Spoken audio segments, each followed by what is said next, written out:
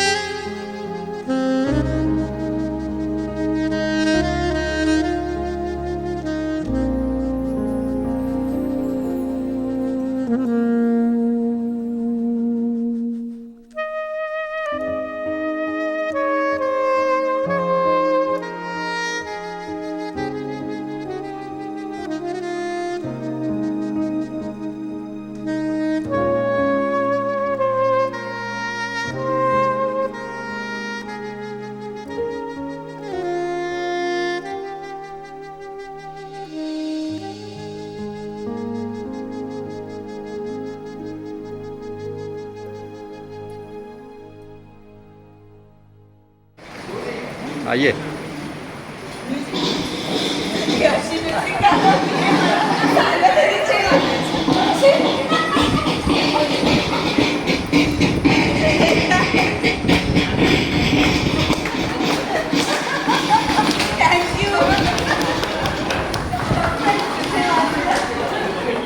एक साथ सलामी देंगे.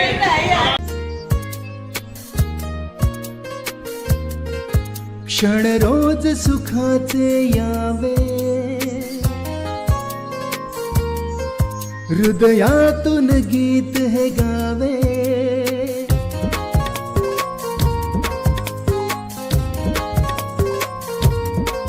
क्षण रोज सुखाचे यावे, हृदयातून गीत हे गावे.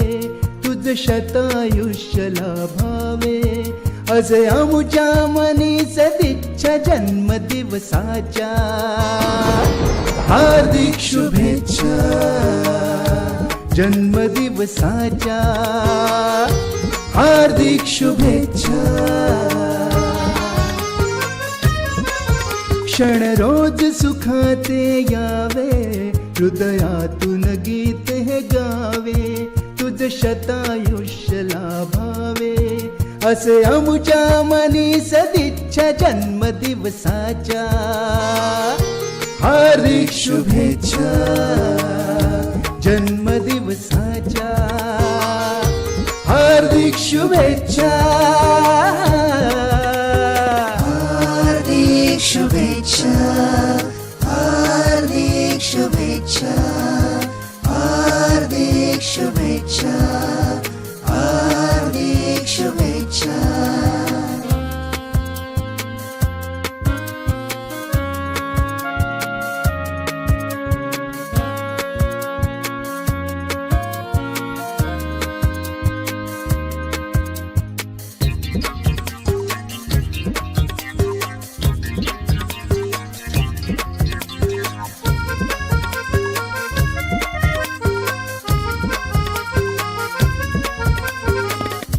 काय देवो तुझला मे उमजलेला मज काही.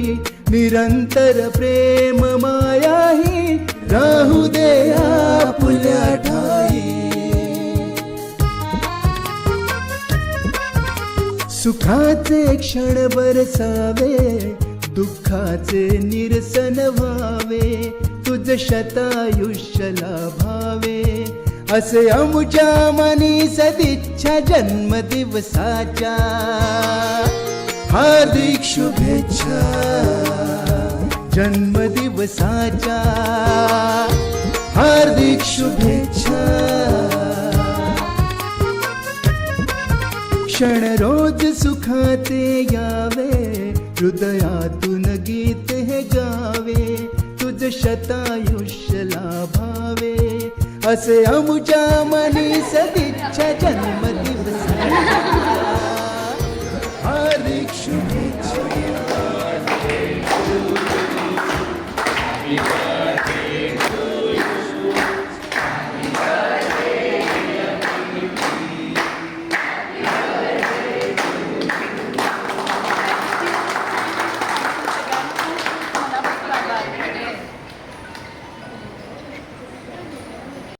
Happy birthday.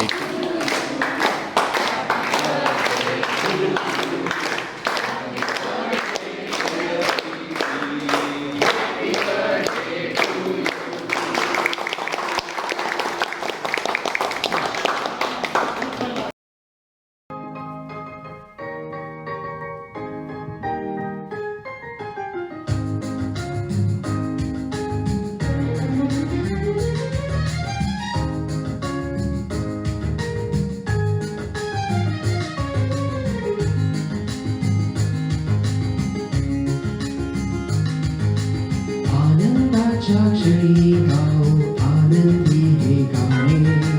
वाढदिवसाच्या पूर्वावर शुभेच्छा ही वेळे.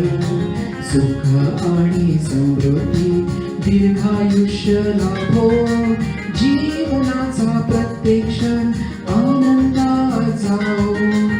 आनंदाच्या क्षणी गाओ आनंदी हे गाणे. वाढदिवसाच्या मुहूर्तावर शुभेच्छाही देणे, सुख आणि समृद्धी दीर्घायुष्य लाभो, जीवनाचा प्रत्येक क्षण आनंदात जाओ, जीवनाचा प्रत्येक क्षण आनंदात जाओ, जीवनाचा प्रत्येक क्षण आनंदात जाओ.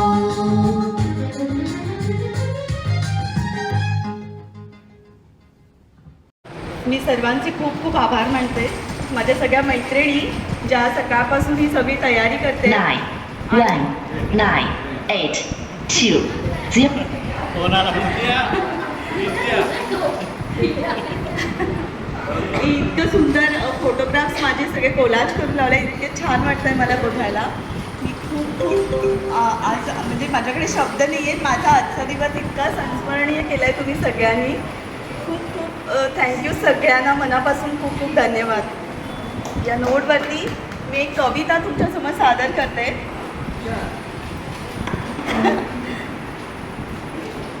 आनंदाचे क्षण करू साजरे, आनंदाचे क्षण करू साजरे, क्षण दुःखाचे करून उणे, क्षणाक्षणाला क्षणाक्षणाने आयुष्याची सरती पाने. खोडून टाकू राग द्वेषते नको कुणाचे उणे दुणे, खोडून टाकू राग द्वेषते नको कुणाचे उणे दुणे, जपून ठेवू जुनी बंधने विश्वासाचे बंध नव्हे. निसटून जाई वेळ त्वरेने, निसटून जाई वेळ त्वरेने, हाताशी ना काही उरे, मागे ठेवून मी पण सारे नाती जपल्या सहृदयाने. फुलांपरी त्या जीवन असावे, फुलांपरी त्या जीवन असावे, सुख व्हावे तव परिमळाने, काजव्यांसम उजळून जावे, व्हावे सुंदर प्रकाश गाणे.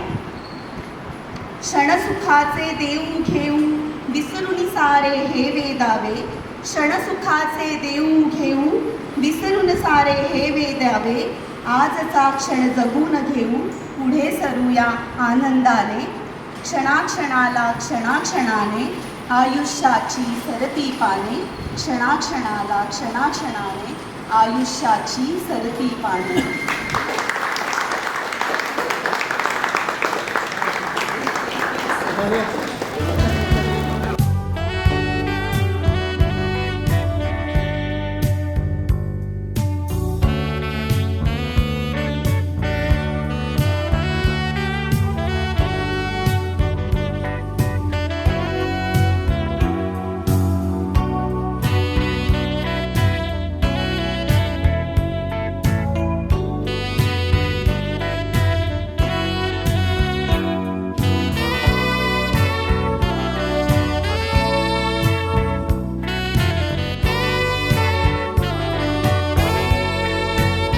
खारघर ती नेरुळला चढायची आणि इथपर्यंत एका स्कूल बसनी प्रवास करायचा.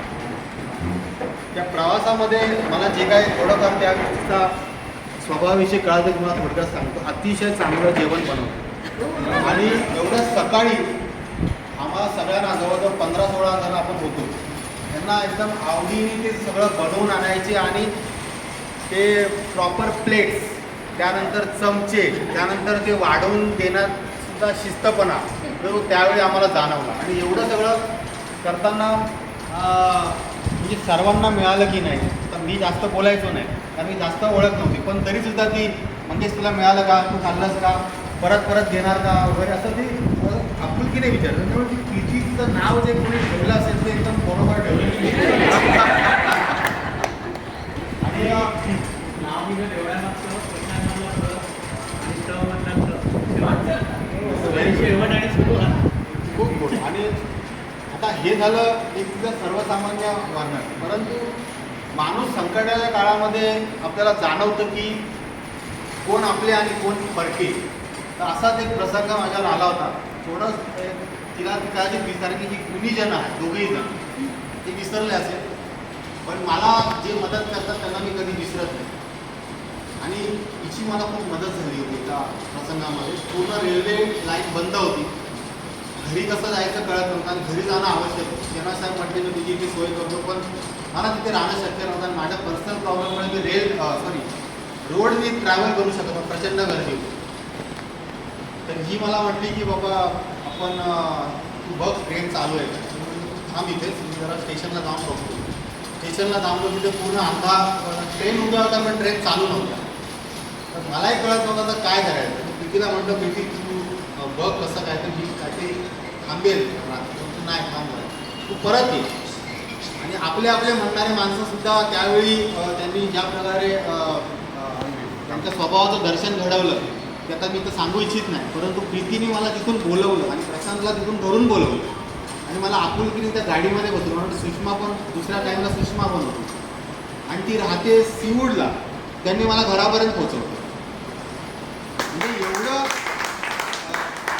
हा आता काय बोलू, एवढे ते गुणीजन आहे.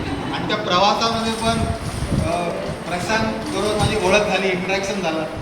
एवढं म्हणजे असं वाटलं पण नाही की आपण असं का अनोळखी माणसांबरोबर बसलो होतो. अतिशय चांगला त्यांचा स्वभाव आणि कोणी एकमेकाला एकदम बेस्ट भेटलेले आहेत. तर तुमची जोडी अशी कायम चांगली राहो आणि प्रीतीच्या 55व्या वाढदिवसाला मात्र मी कविता बोलतो. Okay, thank you. आणि वन्स अगेन